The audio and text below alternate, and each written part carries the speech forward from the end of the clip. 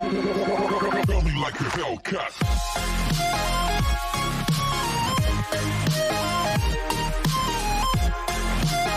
Episode की starting में scene हमें लिनुमेन का दिखाया जाता है कि जीलिंगशु के फादर के पास जाती है। तभी वो कहते हैं, मैंने सोचा था कि कल रात के इंसिडेंट के बाद तुम्हें कुछ शर्मिंदगी का एहसास होगा, लेकिन मुझे उम्मीद नहीं थी कि तुम यहाँ आने की हिम्मत करोगी। वो कहती है, क्या आप शेम के बारे में बात कर रहे हैं? लेकिन मुझे नहीं पता कि मुझे शर्मिंदगी होनी चाहिए या नहीं। तभी वो कहती है, तुम्हारी हिम्मत कैसे हुई? क्या तुम जानती हो कि तुम किससे बात कर रही हो? वो कहती है, मैं जीलिंगशु के फादर से बात कर रही हूँ। मैं आपको ये बताने के लिए यहाँ आई हूँ कि कल रात किलिंगजड़ के टूटने के बाद लिंगशु काफी दुखी था और वहाँ पे किलिंगजड़ का एक टुकड़ा रख देती है। वो कहती है, मुझे नहीं पता, लेकिन क्या आप अभी भी किलिंगजड़ के टूटे हुए टुकड़े की परवाह करते हैं? अगर कुछ खो गया है तो वो कभी वापस नहीं लौटेगा। हो सकता है कि आप एक अच्छे बिजनेसमैन हो, लेकिन आप एक काबिल मॉम डैड बिल्कुल नहीं है, और मुझे माफ कर देना। और वहाँ से जाने लगती है। उसके जाते ही वो एक बॉक्स निकालते हैं और वो टूटे हुए किलिंगजड़ का टुकड़ा उसके अंदर रख देते हैं। वहीं दूसरी तरफ जीलिंगशु ड्रिंक कर रहा था। तभी हुओवेन वहाँ आता है और कहता है, तुमने कहा था कि अगर कोई इम्पोर्टेंट बात होगी तो तुम मुझे कॉल करोगी। क्या तुम्हें अपने स्टेप मदर से डर नहीं लगता कि उन्हें सब कुछ पता चल जाएगा? तभी वो कहता है, वो अपने बेटे की बर्थ साफ करने में काफी बिजी है। हुओवेन कहता है, लगता है तुम अच्छे मूड में हो, लेकिन मेरे पास तुम्हें दुखी करने के लिए एक बुरी खबर है। तुम्हारे स्टेप मदर ने कहा अगर मैं सहमत हो गया तो वो मुझे डिजाइन दे देगी। तभी वो कहता है, ये बुरी खबर कैसे है? इसका मतलब है कि तुम उसके लिए बहुत अट्रैक्टिव हो। तभी हुओवेन कहता है, मैं सिर्फ लड़कियों को अट्रैक्ट करना चाहता हूँ। तभी वो कहता है, अगर तुम्हें वो अगली बार फिर से ढूंढे तो तुम कहना कि मैं सहमत हूँ और इसमें एक और चीज जोड़नी चाहिए। तभी हुओवेन कहता है, वो क्या है? वो कहता है, ज्वेलरी इंडस्ट्री में नेनकरा डायमंड का डिजाइन सही होता है। वहीं दूसरी तरफ लिन यूमिंग मार्शल आर्ट की प्रैक्टिस कर रही थी। तभी यिंग वहाँ आती है और कहती है कि आजकल तुम्हारा मूड काफी अच्छा है और तुम हर रोज इतनी जल्दी कैसे जाग जाती हो? वो कहती है, बिल्कुल, क्योंकि हाल ही में हमारा मार्शल आर्ट स्कूल काफी पॉपुलर हो गया है और अब मेरे फैंस की संख्या भी लाखों से ज्यादा हो गई है, और इसके अलावा हमारे मार्शल आर्ट स्कूल में काफी ज्यादा स्टूडेंट हो गए हैं। यिंग कहती है, बिल्कुल, क्या तुम्हें दिखता नहीं है कि तुम्हारी शादी मिस्टर जी से हुई है और उनकी अपनी पॉपुलैरिटी है? वहीं दूसरी तरफ फेंटिंग अपने आप से बात करते हुए कहती है, यहाँ तो हिलना डुलना भी मुश्किल है और मैं लिंगशु के घर पे उस लड़की को परेशान करने के लिए आई थी, लेकिन मुझे नहीं पता था कि वो कई दिनों तक घर नहीं आएंगी। क्या वो जंगली लड़की मार्शल आर्ट फैमिली से नहीं है? इसलिए मैं देखना चाहती हूँ कि क्या उसके मॉम डैड को पता है कि उनका सन इन लॉ मेरे बचपन का प्यार है। और छुट्टी से मार्शल आर्ट स्कूल के अंदर देखने लगती है, जहाँ पे यिंग कहती है, क्या तुमने अपने प्यार के लिए काफी प्रॉब्लम फेस की है? क्या तुम और वो? तभी वो कहती है, बेवकूफ मत बनो, हम दोनों एक ही कमरे में नहीं रहते। तभी यिंग कहती है, क्या तुम और जी फैमिली का सबसे बड़ा बेटा? तभी वो कहती है, चिल्लाना बंद करो, और कहती है, मैं सच कह रही हूँ, लेकिन मेरे मॉम डैड को इसके बारे में नहीं पता, इसलिए ये उन्हें मत बताना। और उसके कान में कहती है, हमारी शादी झूठी है। तभी वो चिल्लाते हुए कहती है, नकली शादी, जो कि वेंटिंग भी सुन लेती है। तभी वो स्टेप मदर को कॉल करती है और कहती है, हेलो आंटी टैंग, मैंने अभी अभी सुना कि उनकी शादी नकली है और ब्रदर लिंगशु को भी इसके बारे में पता है। क्या ऐसा इसलिए है क्योंकि वो मुझसे शादी नहीं करना चाहती? और अब मैं क्या करूँ? स्टेप मदर कहती है, जैसा मैं कहूँ वैसा करो। जब तक तुम उसके साथ अच्छे से बिहेव करती हो, वो तुम्हारे साथ कुछ नहीं कर पाएगा।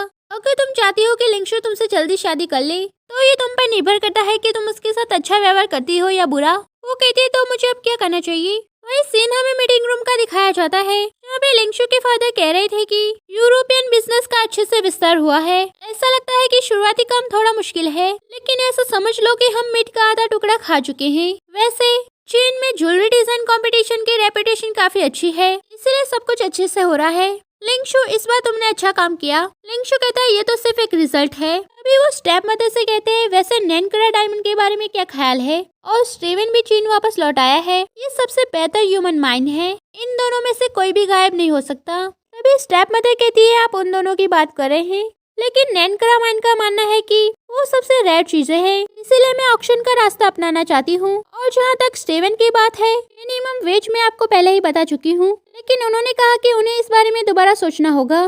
तभी वो कहते हैं, ये कोई बड़ी बात नहीं है। वैसे युनशियाओ, पहले जो कुछ भी हो वो एक गलतफहमी थी, और मुझे याद है कि तुम 2 या 3 सालों से ग्रुप में हो, तुम्हें अभी तक सक्सेस मिल जाना चाहिए था, लेकिन तुम अपने भाई की भी बराबरी नहीं कर पा रहे हो। तभी वो वहाँ से जाने लगते हैं और सारे लोग भी वहाँ से जाने लगते हैं, लेकिन युनशियाओ को काफी गुस्सा आता है। तभी उसकी मदर कहती है, चिंता मत करो, अब उस लड़की को और सक्सेस नहीं मिलेगी। तभी वो स्टीवन को कॉल करती है और कहती है, इन दिनों तुम क्या सोच रहे हो? वो कहता है, आप मेरा इतना ख्याल रख रही है तो मुझे किस बात का डर? वो कहती है हम सभी ने कोई न कोई प्राइज जीते हैं, लेकिन ज्वेलरी डिजाइन प्राइज सिर्फ आपने जीता है। मैं टैलेंट की कद्र करने वाली इंसान हूँ और मैं तुम्हारे साथ कभी बुरा बिहेव नहीं करूंगी। अगर तुम्हें कोई परेशानी है तो मुझे बताओ। वो कहता है तो फिर मैं आपको बिना शर्म के सब कुछ बताऊंगा। दरअसल मुझे कोई परवाह नहीं और ये वो नहीं है जो मेरे लिए ज्यादा मायने रखता है। क्या आप मुझे बेहतर क्वालिटी के ओरिजिनल स्टोन दे सकते हैं? सिर्फ अच्छी क्वालिटी के स्टोन ही मेरे डिजाइन को अच्छा बना सकते हैं। मेरा नाम और मेरा काम दोनों हिस्ट्री में होंगे। तभी वो कहती है स्टीवन तुम्हें ऐसा सोचने की कोई जरूरत नहीं है कि चाइना में कोई इतना ताकतवर नहीं है जो हमारे मिस्टर सी की बराबरी कर सके। वो कहता है अगर ऐसा है तो मैं मुद्दे पर आता हूँ।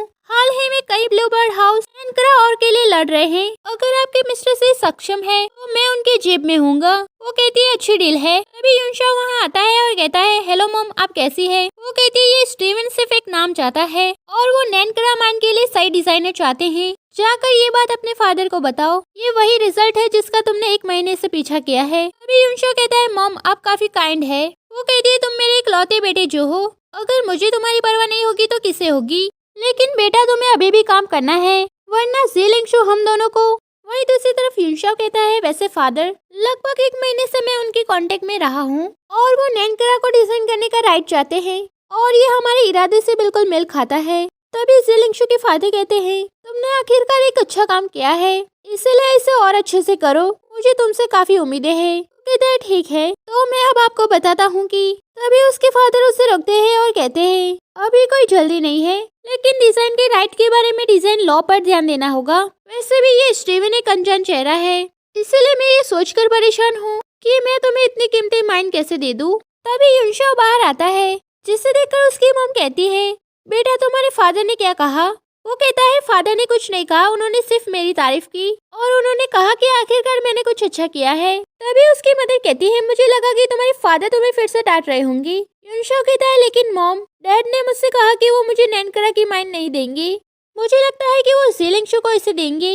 हालांकि मेरे फादर हमेशा कहते हैं वो मेरी भलाई के लिए मेरे साथ सख्त है, लेकिन मुझे ये पसंद नहीं। वो हमेशा ज़िलिंगशु की साइड रहते हैं। वहीं दूसरी तरफ लिन यूमेंग अपने फोन में कुछ देख रही थी। तभी यिंग कहती है तुम क्या देखकर इतनी परेशान हो रही हो? तभी वो अपने फोन को दूर करती है, जिसे देखकर यिंग कहती है क्या तुम मुझसे अभी भी कुछ छुपा रही हो? और उसका फोन लेते हुए कहती है तुम सिर्फ फोटो और न्यूज देखती हो, क्या तुम पहले भी ऐसी थी? और इस तरह की चीजों में मुझे तुमसे ज्यादा एक्सपीरियंस है। तुम सच में ज़िलिंगशु को पसंद करती हो? तभी वो कहती है बहुत से लोग उसे पसंद करते हैं और मैं तो सिर्फ एक जरिया हूँ उसके शेयर्स हासिल करने का। यिंग कहती है मैं इस पे बिलीव नहीं करती। वो अभी काम में काफी बिजी है और वो यूरोप गया हुआ है, लेकिन वो हर रोज तुम्हें याद करता है और उसे मारती है।